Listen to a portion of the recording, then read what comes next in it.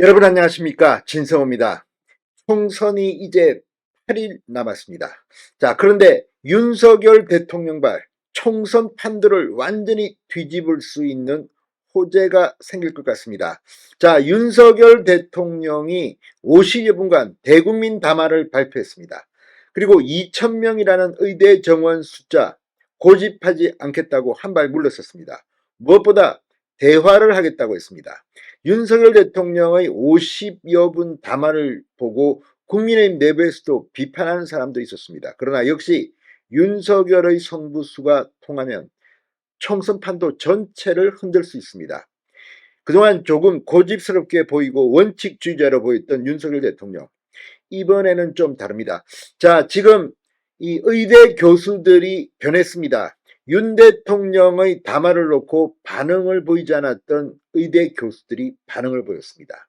전공의와 만나달라는 제안을 했습니다. 그리고 윤석열 대통령은 좋다고 화답했습니다. 자, 대학 교수들은 윤석열 대통령을 향해서 전공의를 5분만 안아달라고 표현하게 됐습니다. 자, 이렇게 해서 윤석열 대통령과 전공의 대표와의 만남이 전격 성사된다면, 그리고 거기에서 해결책이 도출된다면 이번 총선판은 완전히 뒤집힙니다. 그래야 윤 대통령이 남은 임기 동안 일을 할 수 있습니다. 만약 지금 여론조사에 나오는 것처럼 민주당이 또 압승을 하게 되면 윤 대통령은 일을 할 수가 없습니다. 게다가 그럴 일은 없겠지만 민주당 등 야권이 200석을 먹는다? 그러면 거부권도 행사 못합니다.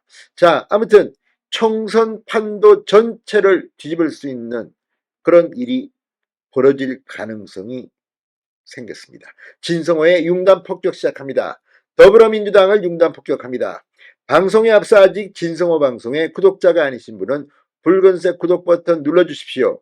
더 좋은 방송으로 보답하겠습니다. 윤석열 대통령의 담화를 보고 민주당은 조롱하고 비판하고 난리가 났습니다. 그런데 실제 의대 교수들은 화답했습니다. 자, 의대 교수들이 방금 전 윤석열 대통령에게 전공의들을 만나달라고 요청하자 윤석열 대통령은 즉각 수용 의사를 밝혔습니다. 전국의과대학 교수협의회 조윤정 홍보위원장은 방금 전 브리핑에서 이 박단 대한전공의협의회 대표에게 부탁한다. 윤석열 대통령이 마음에 들든 안 들든 그분은 우리나라 행정부 수반인 대통령이다.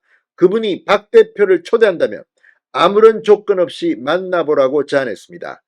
이어 사람은 누구나 열정이 과하면 실수할 수 있고 모든 사람이 의사처럼 근거와 가능성을 따지고 판단이 맞는지 틀렸는지 따지고 살지는 않는다.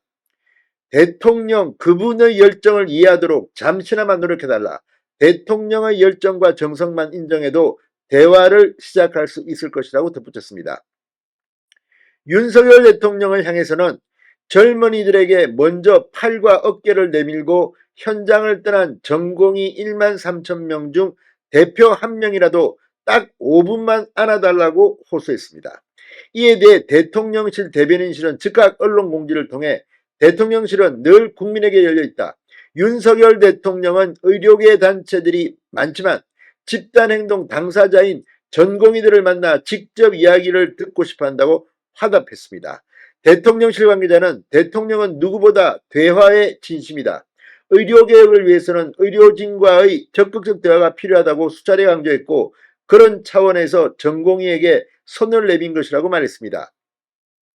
이처럼 윤석열 대통령이 전공의들과의 회동 의사를 밝히면서 양자회동을 통해서 의정 갈등의 극적 돌파구가 마련될지에 초미의 관심이 쏠리고 있습니다.